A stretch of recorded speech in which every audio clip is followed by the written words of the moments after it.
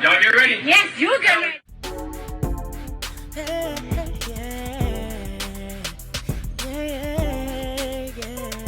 If you want the latest news in the streets, join us and tune in for the tea. Breaking news with integrity. So tell your friends and your family. It's the Lovelyti TV show, bringing you good tea and good vibes. It's the Lovelyti TV show. Be sure to share, like, and subscribe. Hey tea sippers, I hope you guys are doing good today. So I also wanted to come on here and talk about some more drama that went on in Turning Point USA. There's been more drama at this event than even in hip hop. Like the beefs that came out of this 4-day event are crazy. So if you guys do not know, our Vice President JD Vance also spoke, and during his speech he threw shots at Gavin Newsom, Jasmine Crockett, and then he also talked about, Americans, not being ashamed to be white. But it was very interesting that he made no reference to USA Vance and the disrespect that she got from Nick Fuentes. He didn't speak on that at all, but he did throw some shade at Ben Shapiro as well, where he talked about, cancel culture, not canceling other people, in the right wing. But what was very interesting is that Vivek Ramaswamy got up there and he threw shade at JD Vance and took up more for USA Vance than JD Vance even did for his wife. And the issue that Vivek Ramaswamy is facing is that a lot of people on the right feel like, he's just an Indian, he's doing too much, and that he's not a real American. So he went on stage and gave this 15-minute speech about how that's not right and he's just as American as apple pie. And a lot of people are dragging him for this speech on X. So we're going to go ahead and watch what JD Vance had to say first. Then we'll watch the video of Vivek Ramaswamy and what he had to say about the situation concerning, America and concerning the conservative movement and how they see him and people like him. So in this first video, he throws shade at Ben Shapiro without saying his name, but we know who he's talking about. I didn't bring a list of conservatives to denounce or to deplatform, and I don't really care if some people out there, I'm sure we'll have the fake news media, denounce me after this speech. But let me just say, the best way to honor Charlie is that none of us here should be doing something after Charlie's death that he himself refused to do in life. He invited all of us here. So you catch the Ben Shapiro shade about deplatforming and denouncing and how he invited all of us here. So that's towards Ben Shapiro. Charlie invited all of us here for a reason, because he believed that each of us, all of us, had something worth saying, and he trusted all of you to make your own judgment. And we have far more important work to do than canceling each other. So now we're going to watch his speech where he goes in on many members of the Democratic Party. Next month will be the official one-year anniversary of the Trump administration, and I am damn proud of our record so far.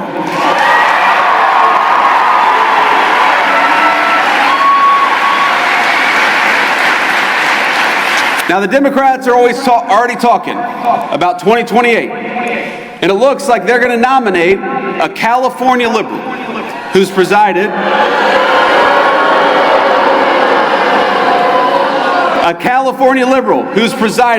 over rolling blackouts, open borders, and unchecked violent gangs.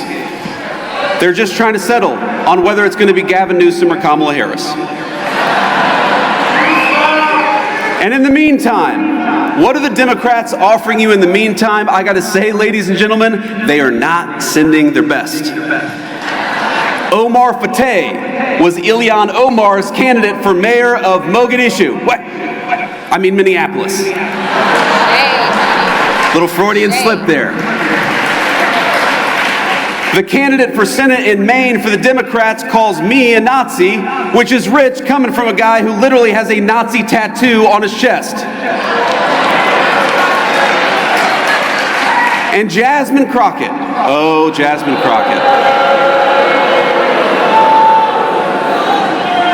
The record speaks for itself. She wants to be a senator, though her street girl persona is about as real as her nails.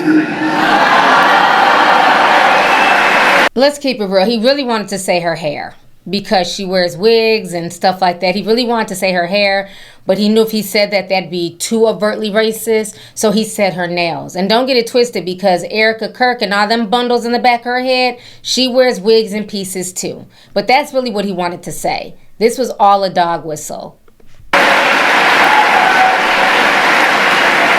But ask yourself, what do all of these people have in common? And the unfortunate answer is they are puppets. They don't actually matter. They are cogs in a machine that wants to make you poorer, that wants to make you less powerful, and wants to make you less safe in the country your ancestors built.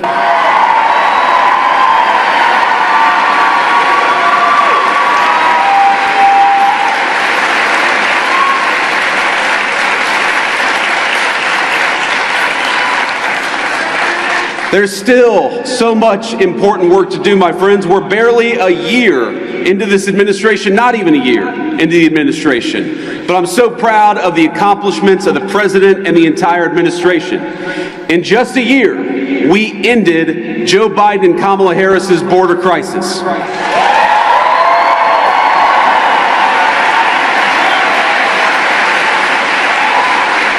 December marks 7 months straight of zero releases at the southern border.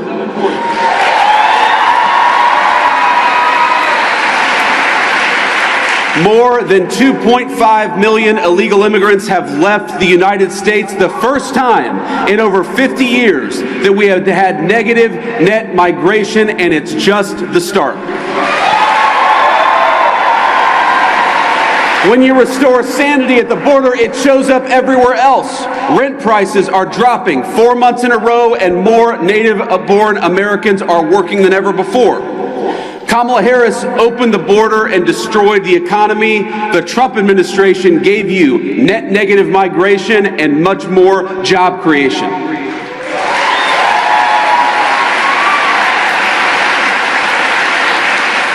Real wages are finally growing. Inflation is half of what it was under Democrats. Gas prices are their lowest in years. And we have finally made it clear that in the United States, we believe in hard work and merit. Unlike the left, we stand against treating anybody, and I love what Nikki said about this.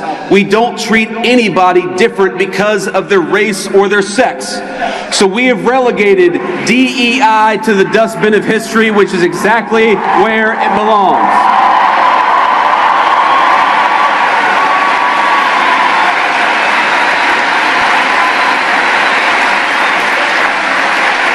In the United States of America, you don't have to apologize for being white anymore.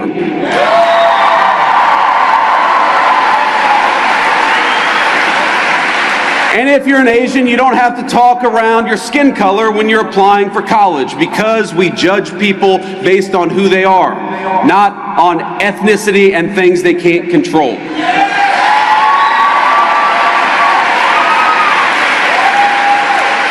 We don't persecute you for being male, for being straight, for being gay, for being anything. The only thing that we demand is that you be a great American patriot, and if you're that, you're very much on our team.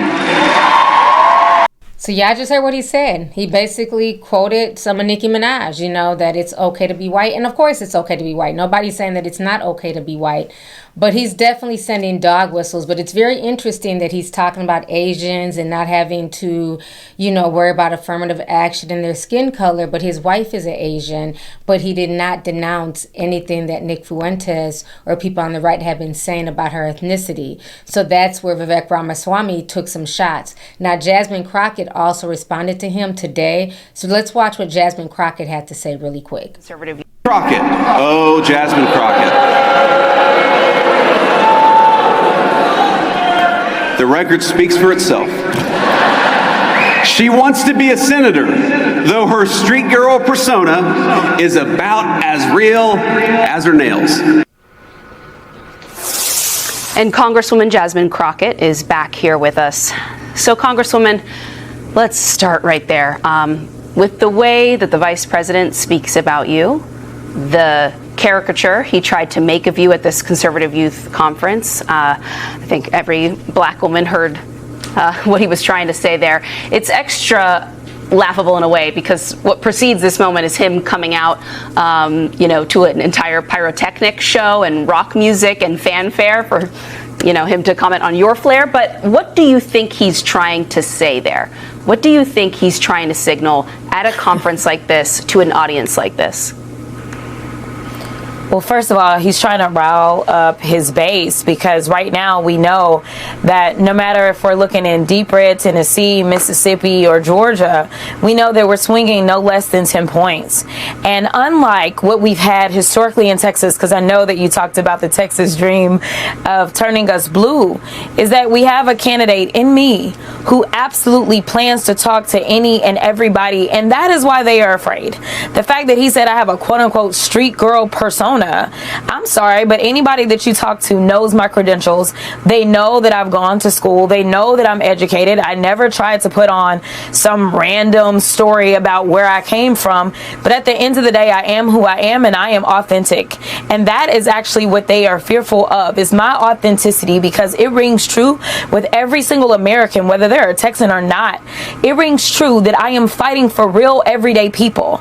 And instead of talking about policy, when you're talking about the record speaks for itself, baby, let's talk about your record, because the only reason you're the vice president is because the current president tried to have his last president killed. Let's talk about qualifications.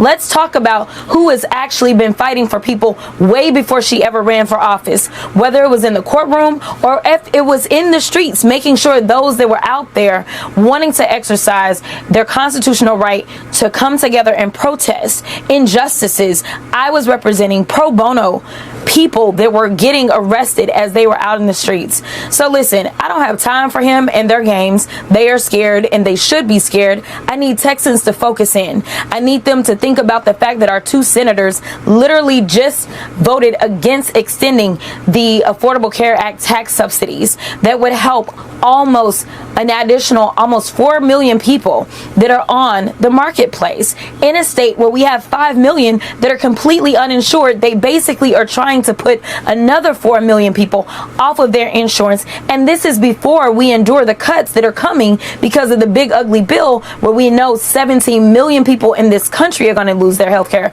Listen, I'm staying focused. I'm not going to be distracted, and when they can tell me about their policies that are helping Texans, then we can have a conversation. Until then, take whatever shots you want to take at me, because I have been a black woman my entire life. I promise you there are other people just like JD Vance who have tried to do the same racist tropes my entire life, and somehow I ascended and became a U.S. Congresswoman. It will not be different when I become a U.S. Senator, and we can have a conversation when I get to the Senate floor if he wants to talk.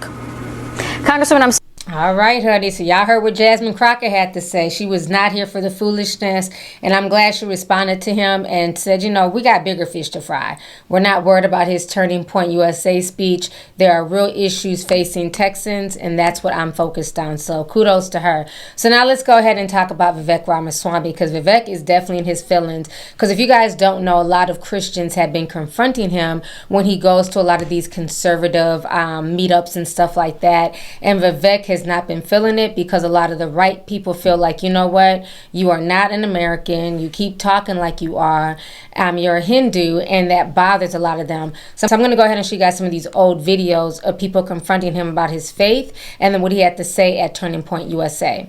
Jesus Christ is God, and there is no other God. He is part of the Holy Trinity, and any other God is a demon, and it's false. How can you represent the constituents of Ohio who are 64% Christian if you are not a part of that faith? If you are an Indian, a Hindu, coming from a different culture, different religion than those who founded this country, those who grew this country, built this country, made this country the beautiful thing that it is today, what are you conserving? You are bringing change. I'll be 100% honest with you. Christianity is the one truth.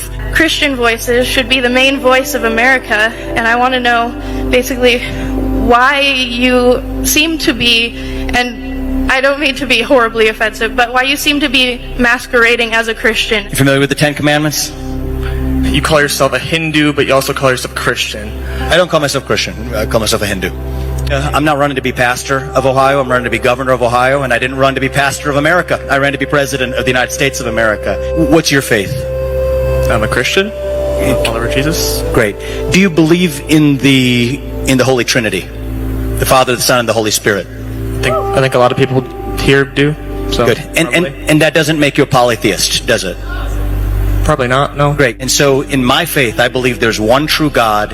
He resides in all of us, and he appears in different forms, but it's one true God. So I'm an ethical monotheist. That's the way I would describe my faith. Do you think it's inappropriate for someone who's a Hindu to be, say, a U.S. president? No, I think it's no. Well, you be honest. Isn't Hinduism? Because you're an Indian. I can ask yourself that Hinduism believes in Shiva and what is it? The flute god. I forget. Right, Krishna, who's you're thinking of? Yeah, Krishna. But isn't Charlie Kirk's organization founded on Christian values as well? And isn't the United States of America also, based on what Protestantism is, based on how those values are?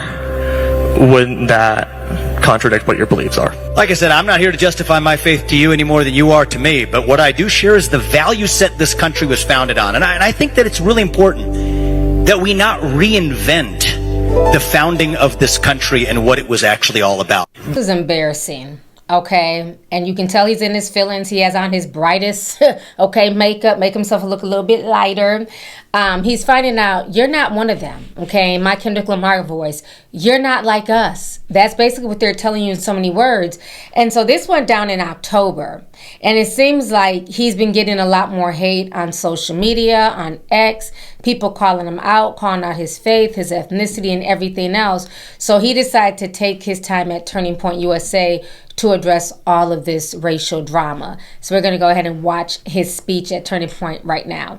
Now, when I left my career as a biotech CEO and I was talking to people in Silicon Valley and Wall Street about this, that took courage. I'm going to admit it doesn't take that much courage for me to come here and tell you all about criticizing the woke left. Now let me get to the harder part. There's a different vision of American identity that's emergent in certain corridors of the online right. And it says that your identity as an American is based on your lineage. That how long you have been in the country, your lineage and your genetics tied to the blood and soil of the country determines how American you are. It is the idea of a heritage American that says the truest form of an American is somebody who is a descendant of the American Revolution period or before. And I will tell you, this idea of the heritage American, we ought to have this discussion. It's becoming more popular. I think the idea of a heritage American is about as loony as anything the woke left has actually put up. There is no American who is more American than somebody else. The American quality, it's not like the left, they believe in this non-binary stuff. There's no non-binary American. It is binary. Either you're an American or you're not. And you think about it, I could prove this to you. Thank you. I'll take some applause on that. If you really believe in this... You notice they're not really applauding because they're not agreeing with him. They're like, who's this Indian? Get his ass off the stage. That's why you're only hearing like 3 people applaud. He has to beg for applause because they don't agree. Idea, think about where it leads you. Leads you to believe that Donald Trump is less of an American than Joe Biden because Donald Trump's mother was an immigrant and his grandfather was an immigrant. That doesn't make any sense. Leads you to believe that somehow Bernie Sanders is more of an American than Senator Bernie Moreno from my home state, an America First patriot, because Bernie Moreno was a naturalized citizen from Colombia. It makes you think that Marco Rubio, our great Secretary of State, is somehow less of an American than Elizabeth Warren because she's a Native American, which we all know, right? Doesn't make any sense. It's loony. It's crazy talk. It makes you believe that somehow I am less of an American than the transgender criminal who assassinated Charlie Kirk. We refuse to accept that. The idea that a heritage American is more American than another American is un-American at its core. And I will fight to the very end for that because that's what it means to be an American. We believe in ideals. That is who we are.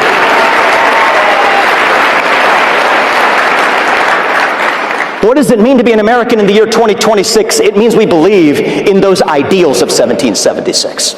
It means we believe in merit, that the best person gets the job regardless of their skin color, that you get ahead in this country, not on the color of your skin, but on the content of your character and your contributions.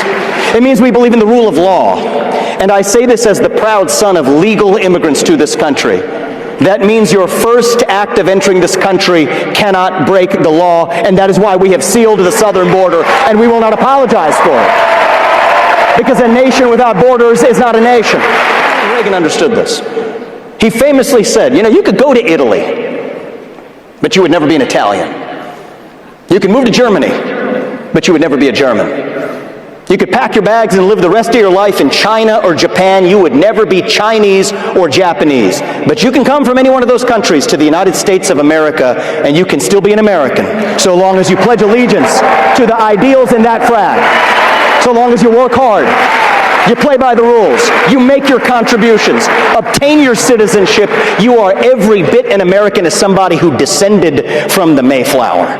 It is called the American dream for a reason. There is no Canadian dream. There is no British dream. It sounds kind of goofy to say it.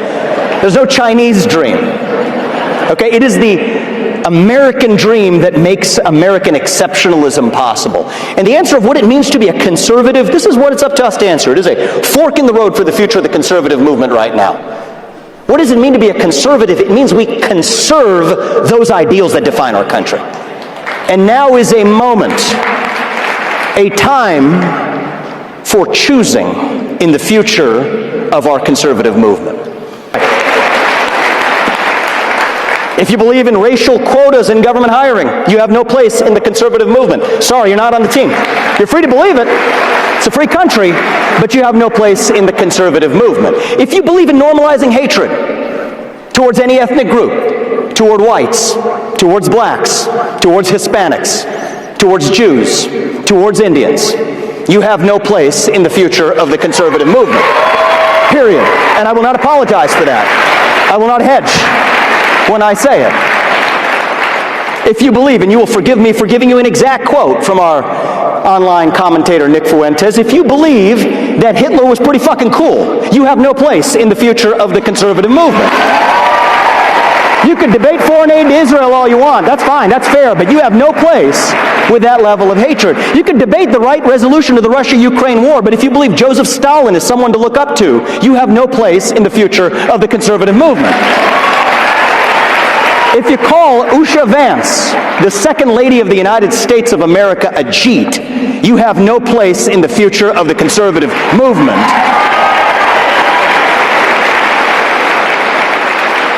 And if you can't say those things without stuttering, then you have no place as a leader at any level in the conservative movement either. Certainly not in my state of Ohio.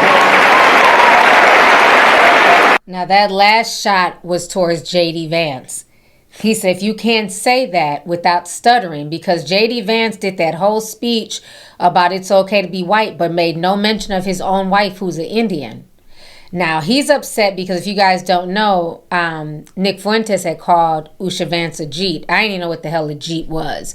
But what I find very funny is that now that he's being attacked as an Indian, he's feeling away. But let's not forget the interview that he did with Ann Coulter earlier this year. And let's watch his reaction when Ann Coulter was punching down on black folks, how Vivek giggled. Like he thought it was funny until she turned around and also called him out for being an Indian. So let me go ahead and refresh y'all's memory, because we talked about this a few months ago. Ann Coulter. So Ann, thanks for coming on, and I'm looking forward to our conversation today. Me too. Thanks for having me. That was a fantastic opening monologue. I too am a fan of yours. So I'm going to make a point of disagreeing with you so that it will be fun. You are so bright and articulate, and I guess I can call you articulate since you're not an American black. Can't say that about them. That's derogatory. And that was a. But you see how he laughed and how he chuckled? He thought it was funny when he thought she was just going to lay in on the American black people. Great opening segment. Lots of things to talk about there. Oh, and I agreed with many, many things you said during, in fact, probably more than most other candidates when you were running for president. But I still would not have voted for you because you're an Indian. We'll get back to that. So you see how embarrassed he looked after a while. She said, I wouldn't have voted for you because you're an Indian. But he was giggling and he was laughing when she was punching down on the blacks. So I don't feel bad for Vivek. He's another grifter. All of these people are grifting at this point. He's only upset because the conversation is changing because of people like Nick Fuentes calling him out and talking about his ethnicity. So now he wants to include black people in that and, you know, Jewish people and other minorities. So that way, you know, it looks like he wants all of these groups to have equal footing. But that's not really the case, because his initial reaction to Ann Coulter is how he really feels about Black Americans. So with that being said, T-Sippers, I don't want to make this video too long. Let's go ahead and get the discussion popping. I want to know your thoughts on everything going on here, with what J.D. Vance had to say and also what Vivek Ramaswamy had to say. I look forward to reading y'all's comments down below. Please hit this video with a like. Feel free to share the video. And I'll talk to y'all later. Deuces.